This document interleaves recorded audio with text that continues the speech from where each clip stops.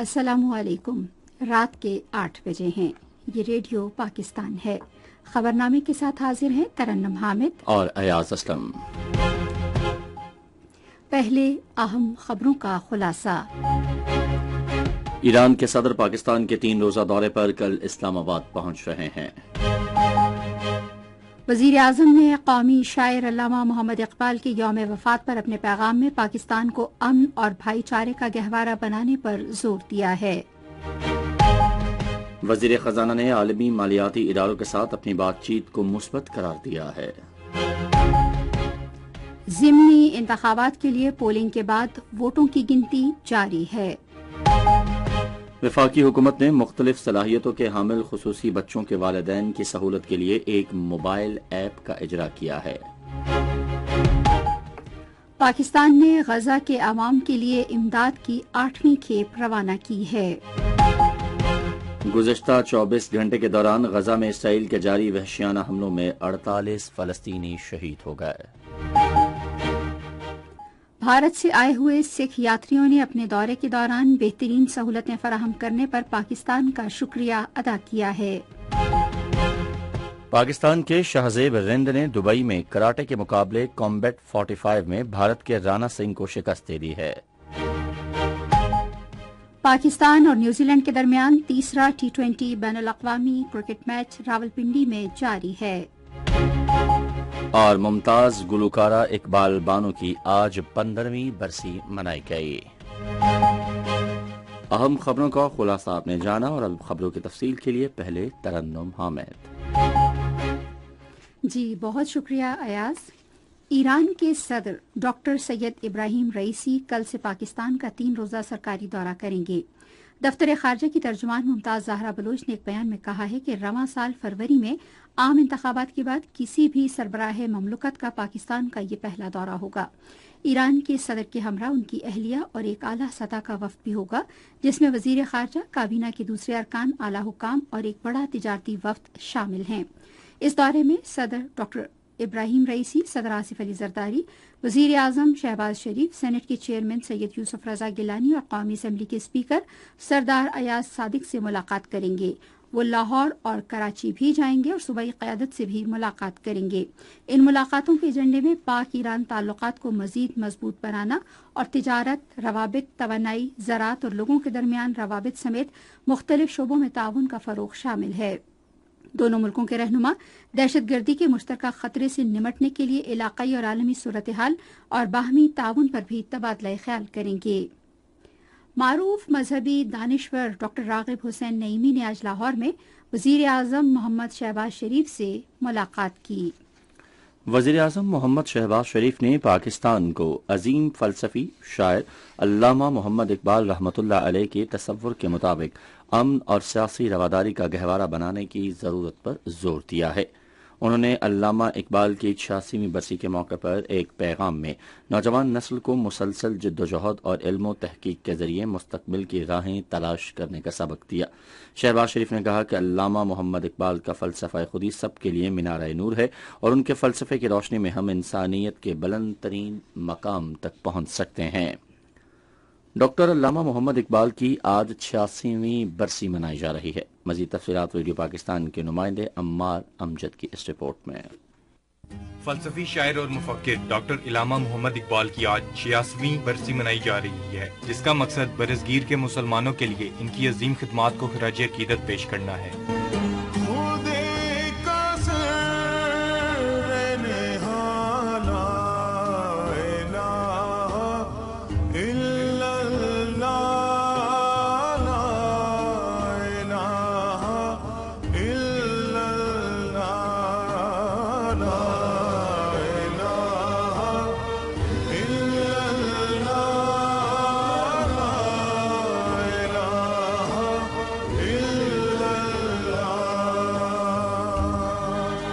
نومبر 1877 کو سیالکوٹ میں پیدا ہوئے۔ علامہ اقبال ایک عظیم اور دور اندیش شاعر تھے، جنہوں نے برصغیر کے مسلمانوں کے لیے الگ وطن کا نظریہ پیش کیا، جو پاکستان کی صورت میں مارز وجود میں آیا۔ علامہ اقبال نے اپنی شاعری اور خیالات کے ذریعے مسلمانوں کو علم کے حصول اور اپنی صلاحیتیں روئے کار لانے کے لیے بیدار کیا۔ وزیر خزانہ محمد اورنگزیب نے کہا ہے کہ بین الاقوامی مالیاتی اداروں سے ان کے مذاکرات مثبت رہے ہیں۔ انہوں نے امریکہ میں پاکستانی سفیر مسعود خان کے ہمراہ واشنگٹن میں ایک نیوز کانفرنس سے خطاب کرتے ہوئے کہا کہ ملک کی اقتصادی صورتحال میں مثبت رجحان کے باعث پاکستان کی اسٹاک مارکیٹ میں حالیہ دنوں میں تاریخی اضافہ دیکھنے میں آیا ہے۔ وفاقی وزیر نے کہا کہ ٹیکس وصولی کا نظام اصلاحات کے ذریعے بہتر بنایا جا رہا ہے۔ انہوں نے کہا کہ پاکستان مالی استحکام کی راہ پر گامزن ہے کیونکہ ملکی معیشت کی بحالی کے حوالے سے ہماری سمت بالکل واضح ہے۔ محمد اورنگزیب نے سرکاری اخراجات میں کمی کے لیے ٹھوس اقدامات کی ضرورت پر بھی زور دیا۔ قومی اسمبلی اور صوبائی اسمبلیوں کی 21 خالی نشستوں پر ضمنی انتخابات کے لیے ڈالے گئے ووٹوں کی گنتی جاری ہے۔ الیکشن کمیشن کے مطابق قومی اسمبلی کی 5، پنجاب اسمبلی کی 12 اور خیبر پختونخوا اور بلوچستان اسمبلی کی 2 نشستوں پر پولنگ ہوئی۔ پنجاب میں ضمنی انتخابات کے حوالے سے ہمارے نمائندے قاسم بخاری کی یہ رپورٹ۔ پنجاب میں ضمنی انتخابات کے لیے پولنگ کا عمل پرامن طریقے سے مکمل ہو گیا ہے اور ووٹوں کی گنتی کا عمل جاری ہے۔ اس سے قبل قومی اسمبلی کی 2 اور صوبائی اسمبلی کی 12 نشستوں پر پولنگ کا عمل صبح 8 بجے شروع ہوا، جو بغیر کسی وقفے کے شام 5 بجے تک جاری رہا۔ تاہم جو لوگ پہلے سے پولنگ اسٹیشن کے احاطے کے اندر موجود تھے انہیں مقررہ وقت کے بعد بھی ووٹ ڈالنے کی اجازت دی گئی۔ ضمنی انتخابات کی سیکیورٹی کے لیے خواتین سمیت 35,000 سے زائد پولیس اہلکار تعینات کیے گئے تھے۔ اور خیبر پختونخوا میں ضمنی انتخابات کے حوالے سے ہمارے نمائندے فلک نیاز کی یہ رپورٹ۔ الیکشن کمیشن کے مطابق قومی اور صوبائی اسمبلی کی ان 4 حلقوں پر 49 امیدواروں کے درمیان مقابلہ ہے۔ مجموعی طور پر ان حلقوں میں رجسٹرڈ ووٹروں کی تعداد 14,71,000 سے زائد ہے، جس کے لیے الیکشن کمیشن کی جانب سے 892 پولنگ اسٹیشن قائم کیے گئے تھے، جس میں سے 139 پولنگ اسٹیشنز کو انتہائی حساس قرار دیا گیا تھا۔ تاہم سیکیورٹی کی جامع انتظامات کی بدولت پولنگ کے دوران کوئی ناخوشگوار واقعہ پیش نہیں آیا۔ بلوچستان میں ضمنی انتخابات کے حوالے سے ہمارے نمائندے ثاقب عزیز کی یہ رپورٹ۔ بلوچستان اسمبلی کے حلقوں پی بی 20، پی بی 22 اور پی بی 50 پر ضمنی انتخابات کے سلسلے میں آج صبح 8 بجے شروع ہونے والا پولنگ کا عمل بلا تعطل شام 5 بجے تک جاری رہا۔ پولنگ کے بعد تینوں حلقوں میں ووٹوں کی گنتی کا عمل جاری ہے۔ گنتی کا عمل مکمل ہوتے ہی نتائج کا اعلان کیا جائے گا۔ بلوچستان اسمبلی کے تینوں حلقوں میں پولنگ کے لیے مجموعی طور پر 354 پولنگ اسٹیشن اور 1074 پولنگ بوتھ قائم کیے گئے تھے۔ واضح رہے کہ پی بی 20 خزار 3 اور پی بی 22 لسبیلا پر ضمنی انتخابات کے لیے پولنگ ہوئی، جبکہ پی بی 50 قلعہ عبداللہ میں سپریم کورٹ کے احکامات کے تحت دوبارہ پولنگ منعقد کی گئی۔ پولنگ کے موقع پر سیکیورٹی کے مؤثر انتظامات کیے گئے تھے۔ چیف الیکشن کمشنر سکندر سلطان راجہ نے تمام امیدواروں کے پولنگ ایجنٹس کو فارم 45 کی نقول فراہم کرنے کی ہدایت کی ہے۔ انہوں نے چاروں صوبوں کے چیف سیکرٹریز اور صوبائی الیکشن کمشنر سے ٹیلی فون پر بات چیت کی اور انہیں ہدایت کی کہ پرامن اور شفاف ضمنی انتخابات کو یقینی بنایا جائے۔ سکندر سلطان راجہ نے الیکشن کمیشن سیکریٹریٹ میں قائم کنٹرول روم کا بھی دورہ کیا اور انتظامات کو اطمینان بخش قرار دیا۔ الیکشن کمیشن نے نارووال میں ایک سیاسی کارکن کے قتل اور قلعہ عبداللہ میں مبینہ طور پر پولنگ عملے کے اغوا کے بارے میں متعلقہ محکموں سے رپورٹس طلب کر لی ہیں۔ الیکشن کمیشن نے ملک کے مختلف حصوں میں ہونے والے ضمنی انتخابات کی نگرانی کے لیے اسلام آباد میں اپنے سیکریٹریٹ میں الیکشن مانیٹرنگ کنٹرول سینٹر قائم کیا ہے۔ انتخابات سے متعلق کسی بھی شکایت کے لیے ہیلپ لائن نمبر 051-111-327-000 پر رابطہ کیا جا سکتا ہے۔ ای میل پر بھی شکایت درج کروائی جا سکتی ہے، جس کا پتہ ہے complaints@ecp.gov.pk۔ یہ کنٹرول روم انتخابی عمل مکمل ہونے تک کام کرتا رہے گا۔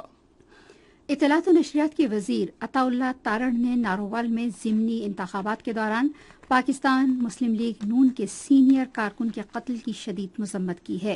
انہوں نے ایک بیان میں اس بات پر افسوس کا اظہار کیا کہ تحریک انصاف دھاندلی کے ذریعے ضمنی انتخابات جیتنے کے لیے تشدد اور قتل و غارت پر اتر آئی ہے۔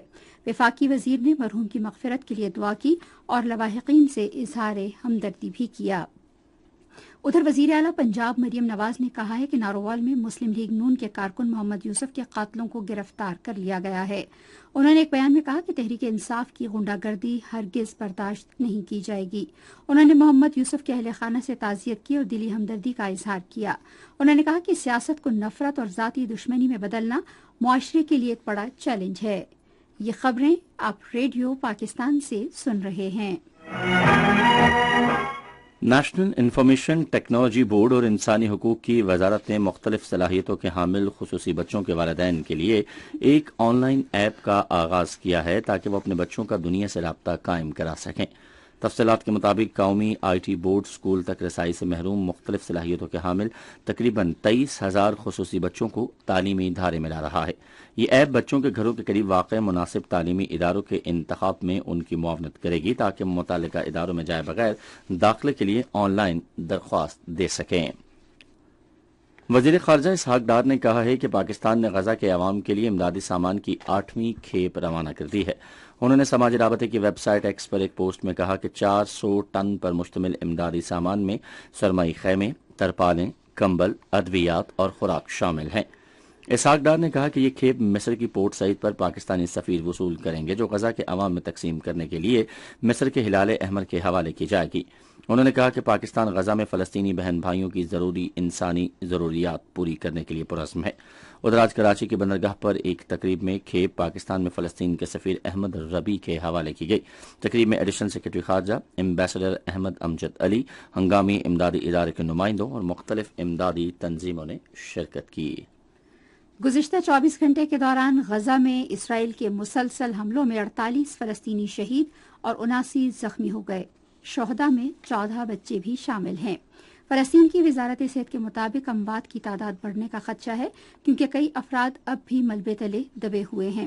تازہ ترین شہادتوں کے بعد گزشتہ سال اکتوبر سے اسرائیل کی غزہ پر جاری بمباری اور حملوں میں فلسطینی شہداء کی مجموعی تعداد 34,000 سے زائد ہو گئی ہے۔ اقوام متحدہ میں پاکستان نے ترقی پذیر ممالک میں پائیدار ترقی کے فروغ کے لیے بنیادی ڈھانچے کے ذریعے رابطوں کی ضرورت پر زور دیا ہے۔ یہ بات اقوام متحدہ میں پاکستان کے مستقل نمائندے منیر اکرم نے پائیدار بنیادی ڈھانچے میں سرمایہ کے دوست ملکوں کے گروپ کے شریک چیئر کی حیثیت سے نیو یارک میں اقوام متحدہ کی جنرل اسمبلی کے پائیداری ہفتے سے متعلق اجلاس میں بیان دیتے ہوئے کہی۔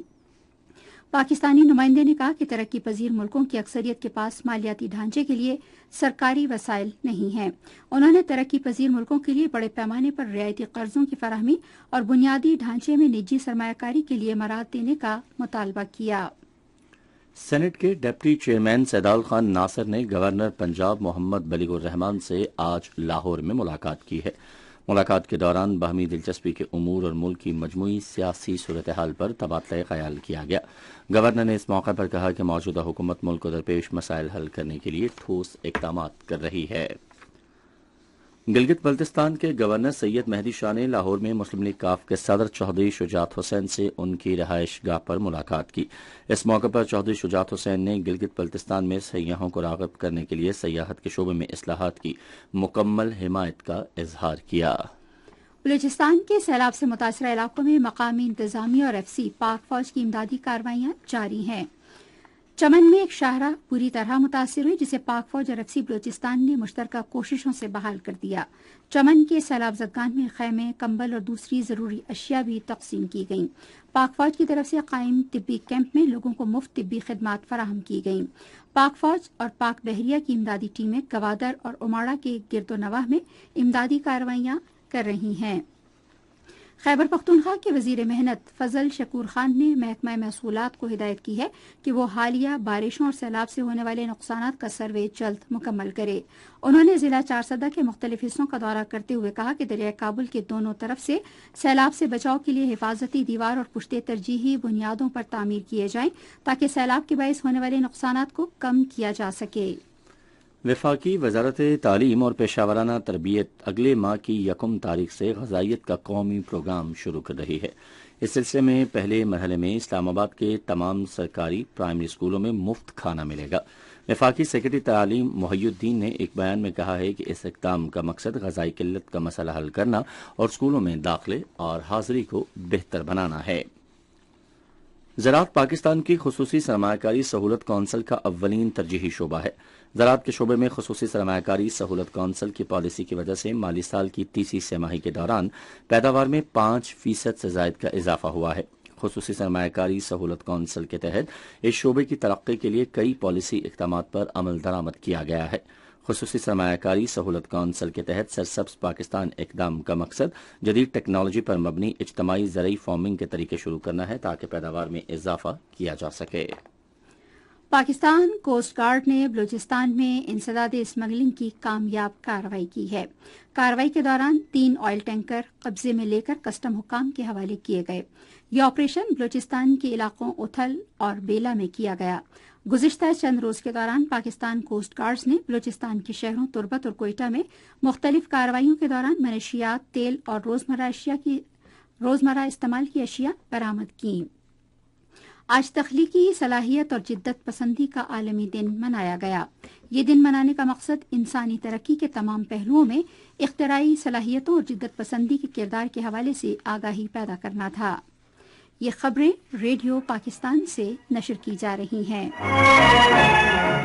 بھارت سے آئے ہوئے سکھ یاتریوں نے 10 روزہ یاترا کے دوران بہترین سیکیورٹی، رہائشی اور طبی سہولیات فراہم کرنے پر پاکستان کا شکریہ ادا کیا ہے۔